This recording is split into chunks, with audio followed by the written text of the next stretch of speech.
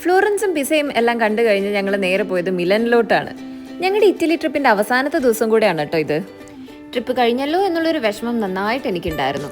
മിലനിൽ ഞങ്ങൾ ആദ്യം പോയത് സ്ഫോർസെസ്കോ കാസിലോട്ടാണ്. നവംബർ സമയമായതുകൊണ്ട് തന്നെ അവിടെയും അത്യാവശ്യം തണുപ്പൊക്കെ ഉണ്ടായിരുന്നു. ഇതവിടെ എൻട്രൻസിലുള്ള ഒരു ആർച്ചാണ് കേട്ടോ.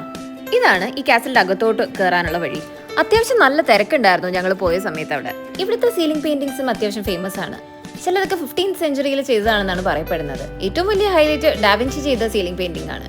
ഇവിടെയും പോക്കറ്റടി നല്ല കൂടുതലാന്ന് പറഞ്ഞുകൊണ്ട് ബാഗൊക്കെ ഞങ്ങൾ സൂക്ഷിച്ച് ജാക്കറ്റിന്റെ ഉള്ളിൽ വെച്ചിട്ടൊക്കെയാണ് നടന്നുകൊണ്ടിരുന്നത്. ഏകദേശം 15th സെഞ്ചുറിയിൽ ആ സമയം മിലൻ റൂൾ ചെയ്തിരുന്ന ഫാമിലിയാണ് ഈ കാസിൽ ബിൽഡ് ചെയ്തതെന്നാണ് പറഞ്ഞത്. വീണ്ടും എനിക്ക് തണുപ്പ് സഹിക്കാൻ പറ്റുന്നില്ല, അതുകൊണ്ട് ഞാൻ വീണ്ടും ജാക്കറ്റ് എടുത്തിടുകയാണ്. അപ്പൊ നമ്മൾ പറഞ്ഞു വന്നത്, ഈ കാസിൽ പണ്ട് ഈ റൂളിംഗ് ഫാമിലിയുടെ വീടായിട്ടും ഒരു മിലിറ്ററി ബേസ് ആയിട്ടും ഒക്കെ യൂസ് ചെയ്തിരുന്നതാണ്. അങ്ങനെ ഞങ്ങൾ കാസിലിന്റെ പുറത്തെത്തി. ഇതാണ് കേട്ടോ പുറത്തുള്ള വ്യൂ. ഈ കാസിൽ ഇടയ്ക്ക് വെച്ചിട്ട് പാർഷ്യലി ഡിസ്ട്രോയ് ആയിട്ടുണ്ടെന്നും അത് കഴിഞ്ഞ് അവർ റീബിൽഡ് ചെയ്തെടുത്താണെന്നും ഒക്കെ പറയപ്പെടുന്നുണ്ട്.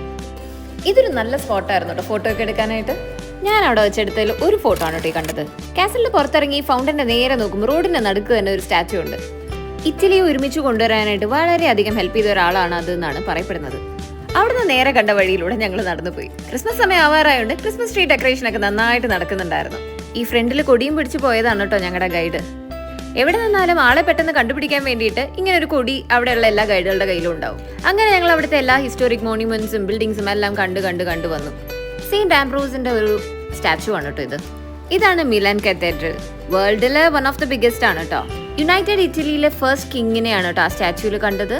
King Vittorio Emmanuel II. ആ ചർച്ചിന്റെ നേരെ മുന്നിൽ തന്നെയാണ് ഈ സ്റ്റാച്ചു ഉള്ളത്.